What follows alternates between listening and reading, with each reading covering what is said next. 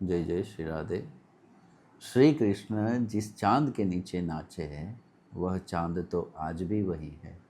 जिन वृक्षों के नीचे नाचे हैं वह वृक्षों को होना तो आज भी वही है। जिन पहाड़ों के पास नाचे हैं वह पहाड़ आज भी वही है। जिस धरती पे नाचे हैं वह धरती भी आज वही है।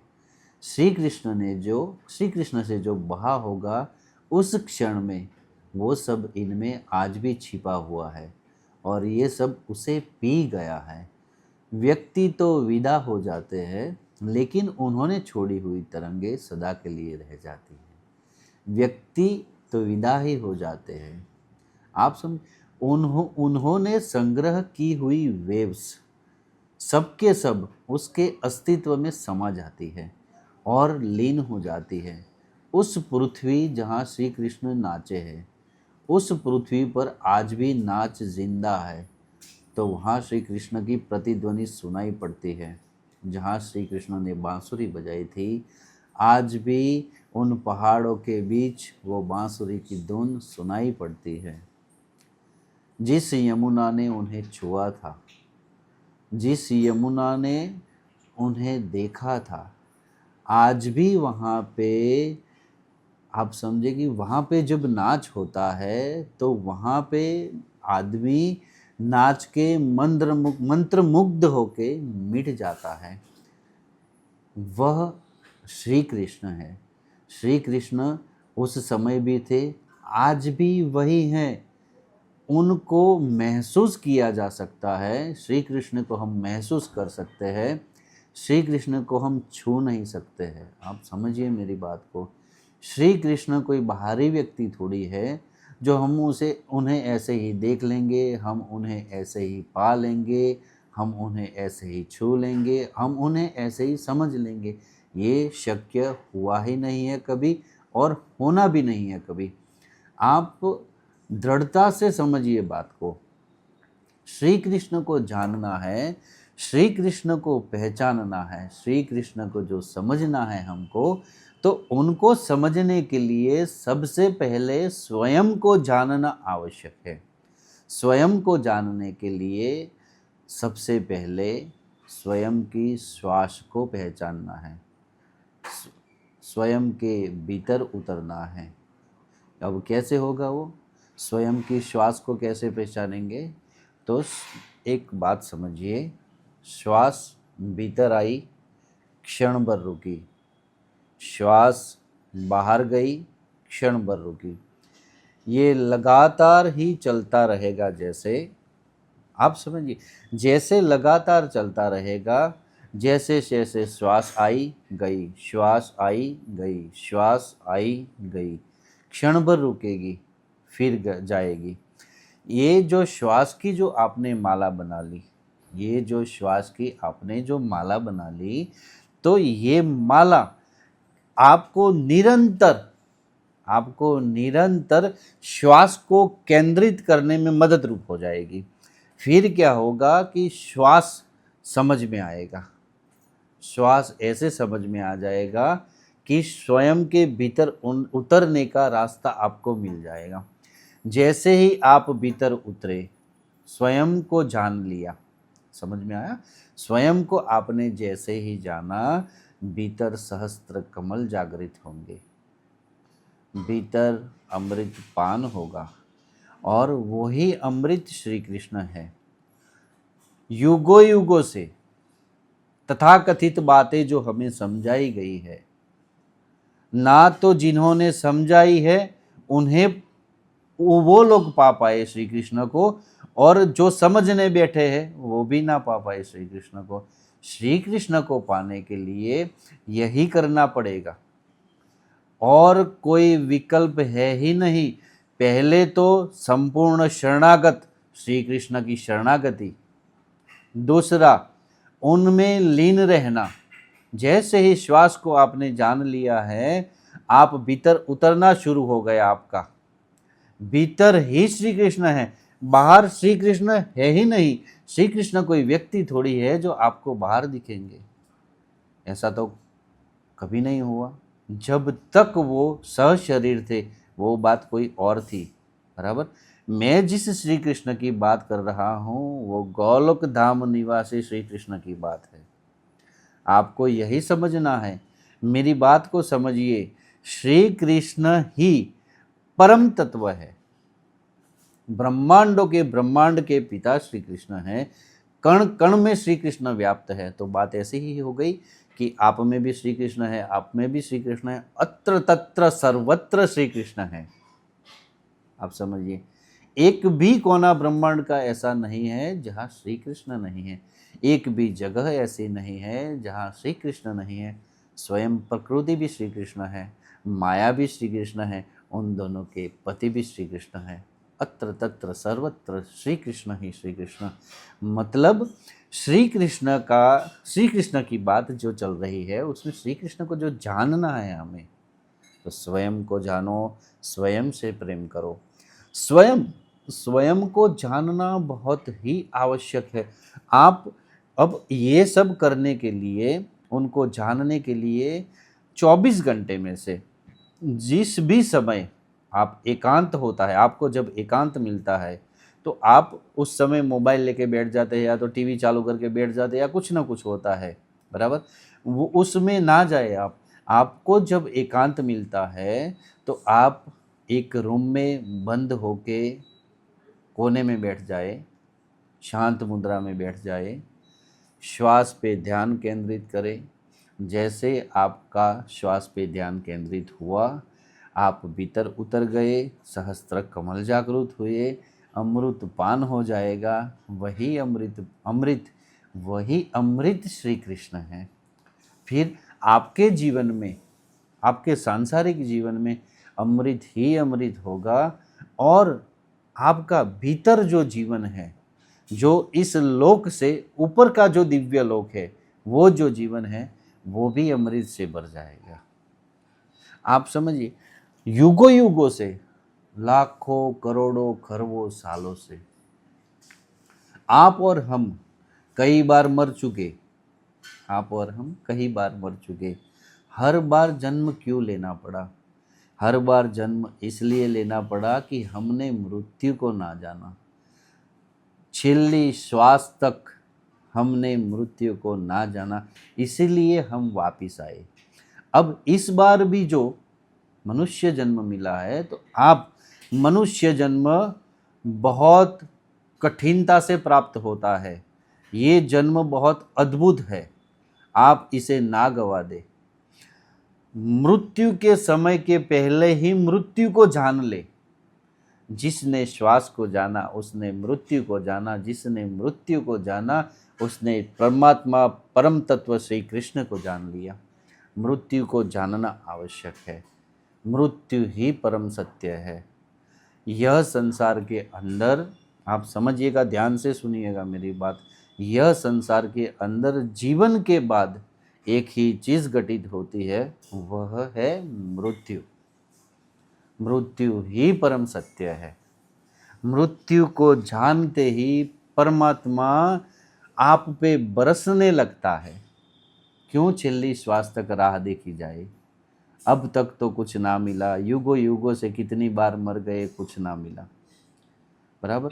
तो ये जानने के लिए, स्वयं को जानने के लिए शुरुआत करनी पड़ेगी, परमात्मा को जानने के लिए शुरुआत करनी पड़ेगी। तथाकथित बातें युगों युगों से ऐसी चलती आई है कि परमात्मा यहाँ है, परमात्मा वहाँ है, परमात्मा की ये लीला थी। सब चीज़ जो भी है, परमात्मा बाहर है ही नहीं।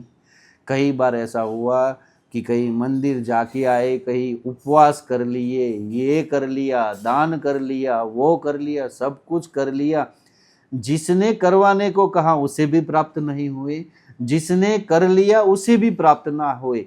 और दूसरी एक बात हो जाती है कि मनुष्य जब मंदिर में जाता है या परमात्मा के सामने जाता है, श्री विग्रह के सामने जब जाता है, तो सिर्फ 99.9% लोगों में एक ही चीज़ है कि वो भीख ही मांगता है। आप समझिए, मांगे मत, मांगने से प्रार्थना खंडित होती है, और खंडित होने से आपको कुछ प्राप्त नहीं होता है। उनको तो सब पता है, आप में भी वो विराजमान है, तो उसको पता ही है कि तुमको क्या चाहिए। मांगने से कुछ प्राप्त नहीं होता। ऐसी जगह पे जाओ कि जहाँ पे वो स्वयंभू थे, जहाँ पे उन्होंने एक समय पे अवतार लेके वहाँ पे वास किया था, वहाँ पे उनके जो श्री विग्रह है वह मंदिर में जाए आप, और वो मंदिर में जाके आप उनसे यही कहिए कि परमात्मा मैं आपके सामने आ गया हूँ, मेरे लायक कुछ काम हो तो बताइए, मैं आपके कुछ काम करने लायक हूँ तो मुझे कुछ काम दीजिए। आपकी तबीयत कैसी है, आप कैसे हैं, आप अच्छे हैं, आपकी उनकी तबीयत पूछिए, उनसे मांगे मत। मांगने वाले तो हज़ारों लाखों करोड़ों है, उनमें से एक व्यक्ति जाके ऐसा बोलेगा कि आपको क्या चाहिए, मैं आपके लिए हूँ, आप जो बोलेंगे वो मैं करूँगा। फिर देखिए आपके जीवन में परिवर्तन कैसे आता है। तो मांगो मत, मांगने से प्रार्थना खंडित होती है। ये और बात हो गई। दूसरी बात मैं आपसे शेयर करूँगा, मेरे जो अनुभवों में है, श्री कृष्ण की बात है।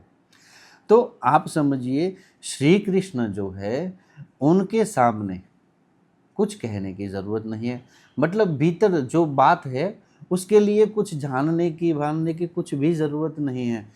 अब दिक्कत कहाँ पे आती है हमारी, कि हम है ना सबकी बातें मान के युगों युगों से चलते आ रहे हैं।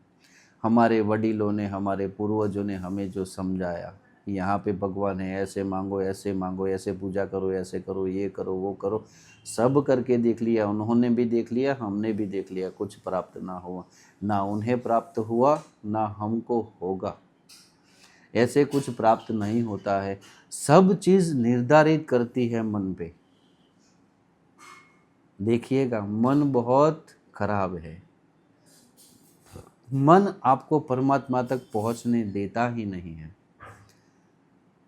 मन को मारे वही मंत्र, मन की जिससे मृत्यु घटित हो जाए वही मंत्र। आप समझिएगा, मन को जब जिस दिन आपने मार दिया उस दिन आपने श्वास को जीत लिया, क्योंकि जब आप ध्यान केंद्रित करने जाएंगे तब मन आपको भटकाएगा। तो श्वास की माला बना लो, मन को मार दो। जिस दिन मन मर गया परमात्मा वर्षा कर देगा आप पे। आप उनकी वर्षा का एक बार परम आनंद लेके तो देखो। आदमी क्या करता है कि अभी एकांत मिला है तो कोई टीवी देख लेगा, कोई मोबाइल देख लेगा, कोई पार्टी में चला जाएगा, कोई ये दारू पिएगा, ये खाएगा, वो खाएगा, डांस पार्टी में जाएगा। आपका समय जा रहा है, धीरे धीरे धीरे धीरे जा रहा है। हर एक क्षण, हर एक श्वास परमात्मा की देन है।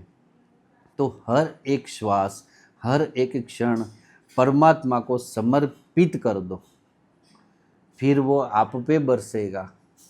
आप संसार में पूजित हो जाओगे, आपका सांसारिक जीवन धन्य हो जाएगा। आपका यह संसार के ऊपर का जो संसार है उसमें जाने का जब समय आएगा वो भी सुखमय हो जाएगा, क्योंकि तब ये मौका मिलेगा कि आप परमात्मा के साथ रह पाओगे, उनकी लीलाओं का आनंद ले पाओगे। हमारी तो बात करें तो ऐसा है कि हम तो 24 घंटे उनमें लीन रहते हैं, उनकी सेवा में लीन रहते हैं। हमको तो कुछ और सूझता ही नहीं है। हमारा जो चलाना है खुद का संसार में वो परमात्मा ही चला रहे हैं। हो रहा है, सब घटित ही हो रहा है, ऑटोमेटिक हो रहा है। तो आप समझिए कि जो मेरे साथ हुआ है, मुझे परमात्मा को जानने में जो सहायता हुई है, कैसे सहायता हुई, ना मैंने किसी से कुछ सीखा है, ना मैंने कुछ पढ़ा है, कुछ भी ना हुआ। बस थोड़ा समझ में आया कि परमात्मा को जानने के लिए क्या करूं, तो बस एकांत में बैठा, धीरे धीरे श्वास पे ध्यान केंद्रित किया, श्वास समझ में आई, धीरे धीरे परमात्मा समझ में आए, उनकी लीलाओं का आनंद मिला। ब्रह्म मुहूर्त में जब ध्यान में बैठता हूँ तो आज से 6 साल से मेरे साथ ऐसी अद्भुत दिव्य अलौकिक घटनाएं हुई है, वो जो दिव्य अनुभव हुए हैं वो मैं कैसे शेयर करूँ आपको। पर इतना ही कह सकता हूँ, जो मेरे साथ घटित हुआ है वो आपके साथ अवश्य घटित हो सकता है। आप मेरे जैसे ही है, आप समझिए। आप वो कर ही सकते हैं, आपको इसीलिए तो जन्म दिया गया है। आप भटकिए मत, वो मंदिर जाए, वहाँ पे जाए, कहाँ कुछ नहीं मिलने वाला। आप स्वयं के मंदिर, आपके स्वयं के शरीर के अंदर जो हृदय है, वहाँ पे जहाँ परमात्मा विराजमान है, वो हृदय को आप खोले, उसके द्वार खोले और उसके भीतर उतर जाए। वहाँ पे परमात्मा वास कर रहे हैं। आपके परमात्मा को आप जागृत तो करें, प्रयास तो करें, देखें तो सही कि परमात्मा क्या कह रहे हैं, क्या कहना चाह रहे हैं। परमात्मा को समझने की चेष्टा तो करें, स्वयं को समझे, भीतर उतरे। बाहर कुछ भी नहीं रखा है। आप एक बार खुद को जान ले। मैं कह रहा हूँ, बार बार कह रहा हूँ, परमात्मा श्री कृष्ण आप पे बरसाएगा, और ऐसा बरसाएगा कि आपको आपके जीवन के हर क्षण प्रति क्षण में आपको परम आनंद की अनुभूति हुई। जय जय श्री राधे। जय जय श्री राधे। श्री कृष्ण प्रेम का तत्वतः साक्षात स्वरूप है। श्री कृष्ण हमारी आंतरिक संभावना है। श्री कृष्ण कोई व्यक्ति थोड़ी है जो हम उन्हें बाहर ढूंढे। वो आनंद है, वो परमानंद है। वो हमारे स्वयं के भीतर एक खिलता हुआ कमल है। वो ब्रह्मांडों के पिता है। वो जगत पिता है। वो मायापति है। वह प्रकृति का पति है। वो हमारे स्वयं के भीतर का परमानंद है। पर उस परमानंद को हम आज तक समझ नहीं पाए हैं। वो विराट है। उस विराट को समझना बहुत कठिन है। उस विराट को जानने के लिए स्वयं के भीतर उतर के स्वयं को जानना पड़ेगा। श्री कृष्ण कोई बाहरी व्यक्ति थोड़ी है जो हम उन्हें बाहर ढूंढ रहे हैं। श्री कृष्ण कोई व्यक्ति नहीं है। श्री कृष्ण हमारी आंतरिक संभावना है। वो अद्भुत है। आप उन्हें एक बार समझ के तो देखें। अद्भुत दिव्य श्री कृष्ण है। श्री कृष्ण का मूल स्थान गोलोक धाम है, जहाँ श्री कृष्ण श्री राधे के संग अंगत, अनंत और दिव्य लीला की अलौकिक लीला में लीन रहते हैं। यह जो संसार है उससे भी ऊपर एक दिव्य संसार है। जितने भी लोग हैं, जितने भी लोग हैं, जितने भी ब्रह्मांड है, सबसे ऊपर का एक स्थान है, वो है गोलोक धाम। हमारा यह जो संसार है, हम जहाँ रह रहे हैं, हम जहाँ रह रहे हैं, वहाँ एक वृंदावन धाम है। वहाँ की जो 84 कोस भूमि है, वह भूमि गोलोक धाम से जानी जाती है। आप समझिए, एक स्थान वो जो वृंदावन धाम है, एक स्थान हम श्री कृष्ण का एक मूल स्थान हम वो भी गिन सकते हैं। हाँ, श्री कृष्ण वहाँ पे भी रहे हैं। आज भी उनकी प्रतिकृति वहाँ पे है। आप समझे कि श्री राधे और श्री कृष्ण के जीवन में उनको अलग अलग समझना ये ठीक बात नहीं है। जो उनको अलग समझते हैं, शायद वो श्री कृष्ण और राधे के लिए उनके बारे में कुछ शायद नहीं जान पाते। श्री राधे श्री कृष्ण का हृदय है, उनकी बुद्धि है, श्वास है, सब कुछ श्री राधे है। श्री कृष्ण भी श्री राधे का हृदय है, श्वास है। श्री कृष्ण को समझना बहुत कठिन है और राधे को भी समझना बहुत कठिन है। श्री राधे कृष्ण एक दिव्य, अनंत, अद्भुत, परिशुद्ध प्रेम है। हम उन्हें जानना चाहे तो पहले स्वयं को प्रेम करना पड़ेगा, स्वयं के भीतर उतरना पड़ेगा, फिर ही आप शायद श्री कृष्ण को जान पाएंगे। बहुत ही कठिन है। हाँ, बहुत ही कठिन है। ये समझिए कि आप, ये जो हमारे ठाकुर है, उनका प्रेम किशोरी जी के लिए यह दर्शाता है कि श्री कृष्ण श्री राधे के पीछे बावरे बने फिरते हैं। बावरापन कैसा होता है, पागलपन कैसा होता है, वो श्री कृष्ण हमें समझाते हैं। उनका निर्मल और निश्चल प्रेम है एक दूजे के लिए। सुने आप, श्री राधे श्री कृष्ण की विदा है। विदा मतलब बुद्धि। बुद्धि के बगैर आदमी पागल रहता है। इसलिए श्री कृष्ण बावरे बने फिरते हैं। मैं जहाँ तक समझता हूँ, सिर्फ प्रेम करना, प्रेम को जानना, ये जो आपने स्वयं के लिए जान लिया, स्वयं को प्रेम कैसे करना है वो आपने जान लिया, स्वयं को जान लिया, तो आप श्री राधे और कृष्ण का जो प्रेम है उसे जानने में सक्षम हो जाएंगे, श्री कृष्ण को जानने में सक्षम हो जाएंगे।